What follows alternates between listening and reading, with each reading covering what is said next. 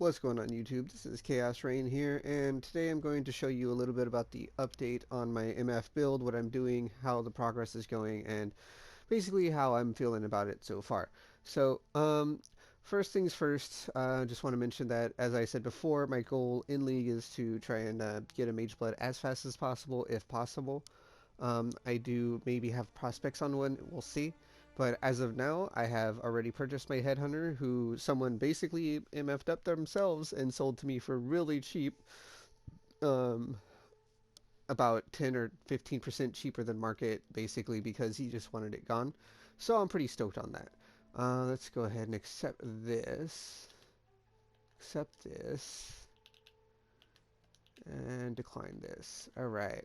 So basically, as you can see, we have our Headhunter, we have our white-socketed Pariah, we are sitting on a Vinter's Gamble with relatively low resistances, but 8 quant's fine from now. I will be upping this over time. I will be getting a one better one eventually. And then when I get my reses capped, I'll, go super ham. A couple of things I want to mention is that I have found several really good drops, including Cold Iron Points, which are about 50 C right now, which is really good. X is about 100 Chaos on console right now. I have also found this is like my 6th or 7th pair of Gold Room Boots, and at perfect quantity roll, they sell for anywhere between 1.5 to 2x. I'm actually going to update it now, so because it's been at 2x for a little bit, and I want someone to so let's change it one more time. Let's go 1.85 exalts. There we go. And basically, that's that. I've also managed to cringle a very, very good Wind Ripper for myself, and my thinking is now what I'm going to do is I'm going to try and get a new Wind Ripper and double corrupt it. However, I don't really want to lose the elemental damage with attacks because I think I like it. But this one is crinkled with 6% triple damage and minus fire res, which is fine because we have a Dying Sun. So let's go ahead and show you a little bit about what we've been doing. Basically, if you guys, I forgot, I think I mentioned it in my last video, but I didn't really explain it thoroughly enough. So in PoE, there's what's called Atlas screenshotting, or Atlas, what was it, Atlas snapping, where it basically takes whatever progress you have on the Atlas and then saves it. So not progress, but whatever you have sextant and everything like that, and saves it when you put in your map and crack it off. So we're gonna go ahead and throw 4 sextants on. It doesn't matter what sextants you get, just make sure you don't get laggy ones like that. Barrels is also dumb. All right, we're good. So we have a shrine. All right, cool. Use 6 sextants. That's not a big deal. They're about 2C each, maybe a little more. Usually within 6 sex within the 4 maps, I'm going to make a lot more back. So I'm not really worried about it. Um, Next, obviously we have 11x still. We're gonna, we're grinding back up after we already bought the Headhunter, so we're doing pretty well for ourselves, thankfully. But let's go ahead and show you what we mean. So first things first is, if you can't tell, we have a Scarab in here. The Scarab we have is Reliquary, and that's because we want to drop as many good uniques as possible. If you don't want to run Reliquary Scarabs, you can actually just run Sack Frags, and that's perfectly fine. I do recommend if you don't have the budget, just do Sack Frags, because Sack Frags are very, very inexpensive, and it still adds rarity and quantity to your map. So adding that value to your map is going to make it so you are able to do a little more, consistent content than you were before. Let's go ahead and boom, boom, boom, max it out. And of course, we still don't have our 5-way device open. Eventually we will, and get the, the additional sack frag or scarab slot. But just for the sake of this video, I'm going to kind of show you what this is about and exactly what you can expect. So first things, the first thing that we want to show you is we have our watchstones rolled now. All of our watchstones are rolled with either quantity or rarity. I'm thinking I'm probably going to drop the quantity ones for rarity because I have a lot of quantity, so much so that if I press my L3, which is, show items, unfortunately it's L3 and mid button on the console to pop your Kringle, and when you do that, you basically have a almost guaranteed chance to pull up all the loot on the floor, and when you're far enough into the map, you literally just do that and blue screen yourself, so it's not very good.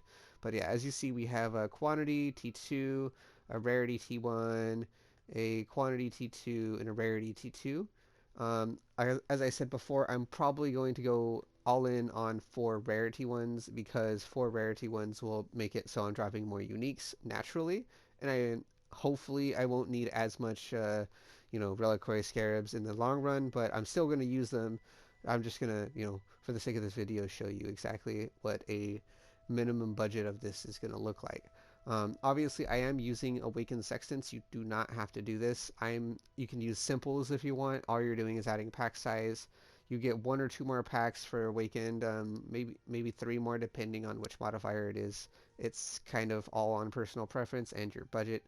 Simple sextants are like 3 to a chaos, so you can obviously run those a little more efficiently and run until you get the currency to get what you need to get. But we're just running Awakens because it's what we have. So let's go ahead and show you exactly what we mean. So basically what's going to happen is I'm going to go down here to Beyond. Now, what you can do is you can actually use master missions to kind of further your goals. Beasts are very good. On average, I usually Kringle every single time I capture a beast, depending. Especially red beast that summon stuff. Yellow beast, not so much, but red beast for sure. Alvas, I always Kringle after before entering an Alva. Then I go into the Alva and then Kringle after the Alva because it always fills you up. So you're always going to have that extra Kringle, at least 3 free Kringles in a map. Especially if you're dying, maybe you die on a boss or something, you might need that. And then the ones that are less impactful are going to be Nico. Unfortunately, Nico isn't very good, sadly, for anything to do with this, but it's good for if you like delving, obviously. And then lastly, there's June, which she is also pretty good. Now, I'm not mentioning Xana because Xana has absolutely nothing to do with pack size. Nico, I'm mentioning because there is a modifier in one area that gives you certain packs, but in my experience, when I tested it, those don't really give you very much juice for your Kringle. It's good for delving, as I said, but it's not very popular. But, we're going to go ahead and show you exactly what we're talking about. We're not going to run Alva to make this map as fast as possible, because I will have to backtrack a lot, being a quant building on all that. So let's go ahead and go boom, Beyond. I'm going to go ahead and see this guy's offering 12C on my staff. He can have it. Boom. So let's see. You cannot use map fragments of the same type. Ooh, okay. So don't do what I did. Obviously, you have to use 3 different map fragments. I did not. Let's go ahead and do this. Is this the right one? Yes. Okay. So let's go back down here and go Beyond. Okay. So we pay 5 chaos for Beyond. So 5 chaos plus, let's say, average of, what did I say, 3C? We'll say 4C per sextant. We use 6, or 3C per sextant, we use 6. So 6 times 3 is 18. Each map is roughly 20 chaos. And I say 20 chaos because it's actually a lot cheaper, but either way, white maps are dirt cheap and you can infinitely farm them. But once, as you see here, it used 1 sextant use. So what you don't know is that that map has all of the benefits of these watchstones and the sextants already on it, and it's open. So now what you can do is you can remove all 4 maps, or all 4 watchstones, sorry. And after removing these 4 watchstones, the map will still have all of the benefits. It'll still have the quantity, the rarity, and whatever else it has. The regals as 5, and blacksmith whetstones as full stack, and whatever else you have on there that you got lucky with, if you got lucky. So just kind of giving you a heads up on how that works. And then when you go in your map, having all that bonus still is going to be super beneficial for you. So now we're going to go ahead and go in. Obviously, if you can't tell by our skills, we have made the switch from Tornado Shot to Ice Shot, and we have a couple reasons. So the first reason that is like the big elephant in the room is the fact that there is there is a bit of lag with Tornado Shot, and I've found myself, like, if I spawned into a pack of enemy and I shot them with Tornado Shot, I'd just get killed. But that's not the case if I spawn into a pack of enemies and I have Ice Shot. Usually I'm able to burst them down or freeze them so they can't do anything to me. Now, I will say that this tree is still a little bit wonky. I don't have my cluster layout. I don't have a lot of good stuff. That's just insane for my build yet. However, there is a few things, there's a few things that I will mention is that I am MF. I'm not trying to go full hard cap right now. If I wanted to do that, I could afford it already. I just wanted to get my Headhunter out of Heist and then, from grinding Heist. And then, I mean, I'm just going to mute chat. These people are stupid. And then, I'd, go MF with it. When I'm MFing, I'm sitting here grinding as much value as I can. And hopefully I get a little bit of value just to kind of show you. So let's go ahead and go. Obviously, we have the Greed's Embrace, so we are super slow. But, oh, there's a little bit of lag. That's just beyond popping. It's something you got to get used to. So basically, all we do here is we push a little bit up. We get to our first Kringle. After our first Kringle is done, we can just Kringle immediately. Oh boy. Alright, there we go. Then just go backwards real quick. And the reason we're going backwards is because there's a little bit of enemies we may have missed. So you want to try and cover as much as you can. Now we have a strongbox, and the strongbox is dead. As you see there, the strongbox almost fully did our Kringle. So we're just going to immediately Kringle. Oh, I got stuck behind a wall. And then this typical Headhunter gameplay usually from here. So one of the things I will say is that what I'm after here is uniques, right? So when you're doing this, like you can obviously do it with card farming. However, I've done card farming before, and I don't like it. It's just really tedious for like almost no reward. I did find a nurse, and I find the nurse is cool, but it's just kind of like whatever, right? So instead of card farming, I'm farming strictly for uniques, as they are pretty expensive this league, and people are corrupting and crangling them for min-maxing their builds. So I might as well take and you know take advantage of that bandwagon that everyone's hopping on and get a little bit of extra currency from it. Obviously, when that becomes not profitable, I can start switching it up and farming for cards or farming for, specific items, or, maybe even still farming for cards, but farming for certain card sets and selling them for profit. There are a few maps on the low tier maps that I can do that is super profitable for it. If you're wondering what they are, I mean, honestly, your best bet is just to check Google for all the different types of cards that you can get from different maps. It's your best bet. But just off the top of my head, the Nurse, the Imperial Legacy, and just stuff like that. Imperial Legacy, I like the Imperial Legacy for a couple of reasons. If you get that Imperial Legacy and you go into Harvest, you change the stack of divination cards for other divination cards. More likely than not, you're at least going to get one good one back that'll pay for well more than, you know, the thing. But it's not guaranteed, obviously, and nothing in this game is. It's all RNG. So just kind of giving you a heads up what you're going to look for before you even, get your feet wet here. So let me just go ahead and clear this blight real quick. Looks like we are already almost full to Krangle. Now, I could Krangle again over here, but there's not really a lot of enemies here, so there's not really a lot of point. Let's go ahead and just grab everything here. I guess I can open this armor when you can get 6 things from it, so. Alright. As you see, so we have something to Krangle. We're going to do that real quick. We're going to go ahead and see what we have. So our map went to tier 10. So this is another thing we're doing. We're actually saving these up, and when we have enough of them, we're gonna sit there and run them all in tandem. So this is another big thing big reason why I'm doing this, and that's it's just self-explanatory. I really want to take advantage of the Kringled maps, and the Kringled maps are very, very, very profitable. When you can run the Kringle maps with a Quant build and still get the value of Quant and the Kringle maps, all the extra stuff, it'll take you like 2 or 3, going back and forth to get everything. And that's really good, especially if you're looking for certain things or stuff like that. For example, expedition currency or anything of that sort. So let me go ahead and just kind of push on.